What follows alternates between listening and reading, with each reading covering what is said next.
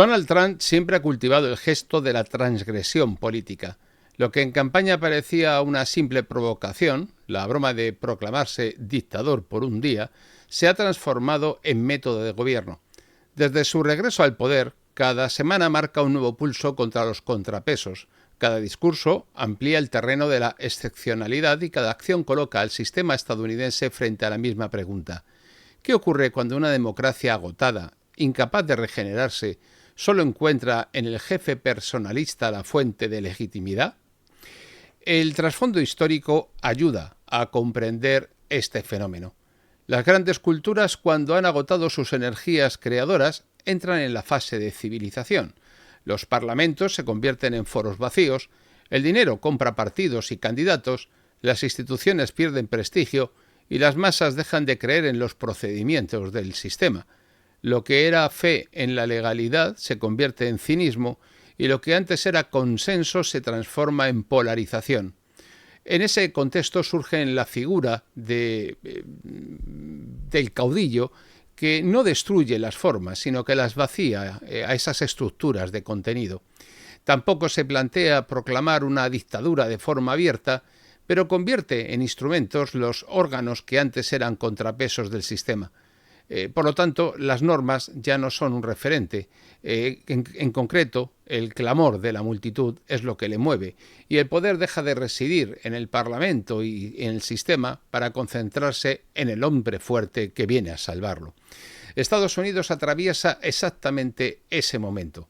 El primer mandato de Donald Trump, iniciado en 2017, fue la irrupción de un outsider que rompió con el establishment republicano, desacreditó a la prensa como enemigo del pueblo y cuestionó las agencias de inteligencia. Cada choque con los jueces federales, cada enfrentamiento con el FBI, cada decreto migratorio impugnado sirvió para alimentar el mismo mensaje. El sistema está manipulado, solo el líder representa al pueblo real. Y ya entonces las instituciones empezaron a vaciarse de sentido, cuando previamente ya habían perdido su lógica hace mucho tiempo. El punto de inflexión llegó con el asalto al Congreso del 6 de enero de 2021. Aquel día, la multitud acudió a protestar por las elecciones y por lo que había pasado, cierto, pero irrumpió en el Capitolio convencida de que la votación carecía de valor si el jefe proclamaba lo contrario, y efectivamente le habían robado las elecciones. Pero eso no es lo sintomático, no es la primera vez. Lo sintomático es la reacción. No se trataba ya de leyes ni de seguir procedimientos. Se trataba de una cuestión de pura lealtad personal. La soberanía, en la percepción de las masas estadounidenses, pues sencillamente no residía ya en los escaños ni en la votación, sino en la palabra del líder republicano, que ya no era tal. El Parlamento, que es el corazón del sistema, fue profanado porque había dejado de ser considerado legítimo, y aquella jornada fue, de alguna manera, el pistoletazo de salida, el símbolo original de una nueva fase, el tránsito desde la democracia parlamentaria imperfecta, defectuosa y degradada hacia un sistema de pura concentración del poder en el jefe, en el César que viene para salvar ese mismo sistema. Lejos de hundirlo, aquel episodio de Donald Trump cimentó la narrativa de su regreso porque él nunca reconoció su derrota, mantuvo viva la acusación de fraude y convirtió esa narrativa en identidad política para los suyos. Durante 4 años en la oposición mantuvo movilizada su base a través de su propia red social, transformando al Partido Republicano en un vehículo de lealtad personal más que en una organización dirigida hacia un ideario o hacia un programa.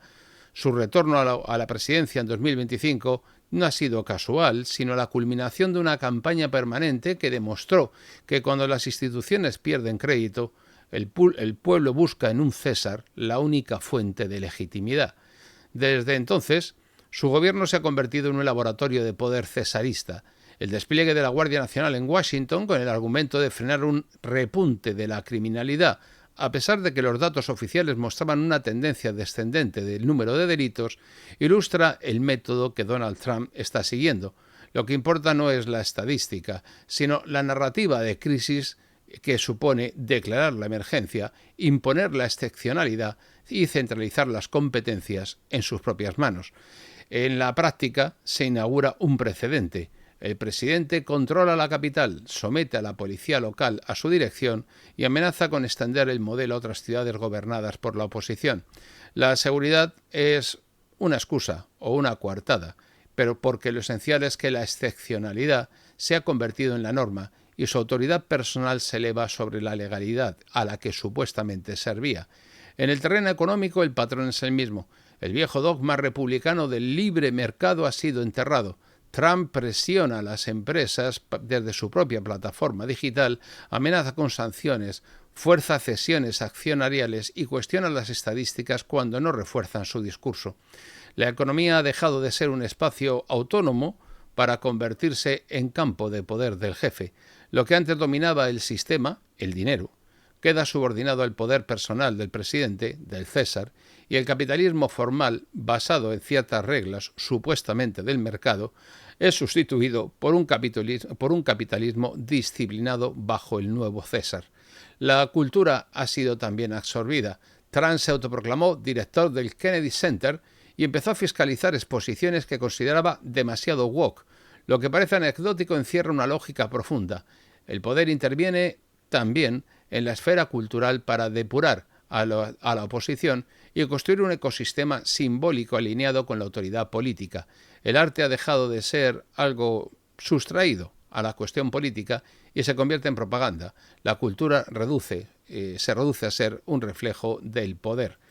Todo ello se sostiene sobre una paradoja central. El discurso de salvar el sistema democrático exige, de hecho, destruirlo para consolidar, pues, un régimen personal. Trump insiste en que actúa para restaurar la grandeza de Estados Unidos.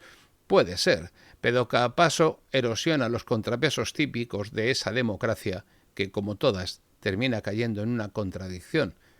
Abolir la democracia para salvar la democracia. El Parlamento es ignorado.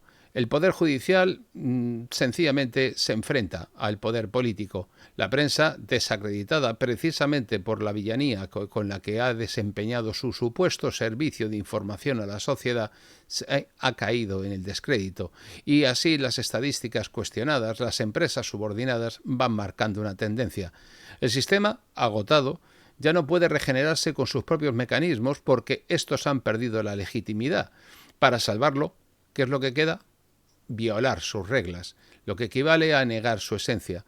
Se salva consumiéndose, porque no hay otra vía que la afirmación del jefe por encima de las formas del Estado, de la propia estructura del sistema. La cronología de esta deriva lo confirma. Desde la irrupción de Trump en 2017 como outsider hasta el asalto al Congreso en 2021, desde la campaña permanente en la oposición hasta el retorno de 2025, cada fase ha supuesto un paso más en la deslegitimación de las instituciones y en la concentración del poder personal.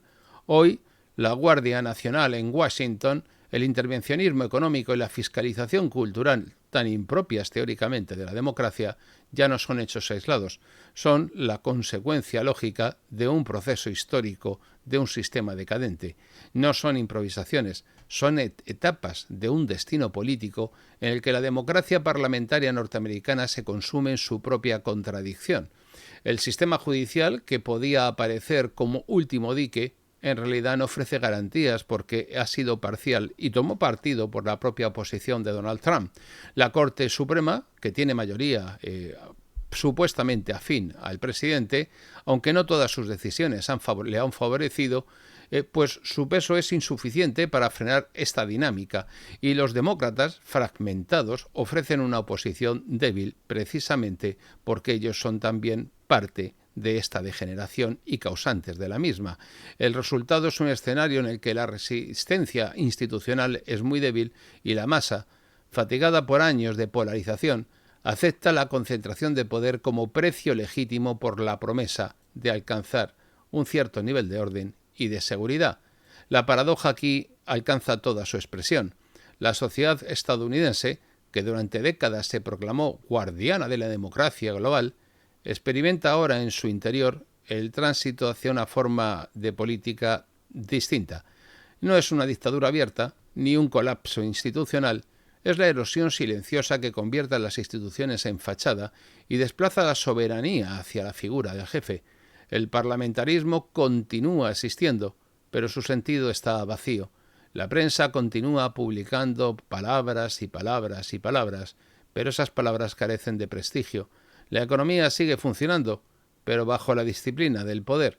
La cultura mantiene museos y teatros, filtrados por su autoridad personal, y todo permanece, pero nada conserva su sustancia. Son solamente las formas muertas e inertes de la democracia. Lo que emerge en su lugar, ¿qué es? El cesarismo. El poder personal del jefe como única fuente de legitimidad y además sin basarse en ningún principio que pueda validarse. El pueblo, cansado del parlamentarismo vacío, lo acepta. El Congreso, convertido en un escenario irrelevante, lo está consintiendo y las élites económicas sometidas lo acatan por pura conveniencia. El sistema continúa o se salva, consumiéndose en su propia contradicción. Continúa existiendo, pero solo es el escenario que antes era de la supuesta democracia plural y ahora lo es sencillamente del César, que aspira a un poder absoluto. El futuro no está escrito, eso es cierto. La caída y la lógica del ciclo es clara. La democracia parlamentaria americana no se va a regenerar porque ha agotado su crédito y los intentos de salvarla desde dentro fracasan porque los propios procedimientos han perdido legitimidad. El pueblo ya no cree en ellos. ¿Qué es lo que queda? La afirmación personalista, la concentración de poder, la aceptación de la masa de que la legalidad ceda frente al orden. Y Trump no es un accidente, es el síntoma y el desenlace de un sistema agotado. No está destruyendo la democracia porque la democracia ya estaba destruida, la está convirtiendo en fachada de su propio poder. Y, por supuesto, no va a proclamar nunca una dictadura, por mucho que juegue con las palabras, porque ejerce la autoridad propia de casi un dictador. Por lo tanto, la incógnita es si será recordado como el César inaugural de la civilización americana en su fase decadente, o como el ensayo fallido que abrió el camino a otros muchos que buscan detentar el mismo poder que él tiene.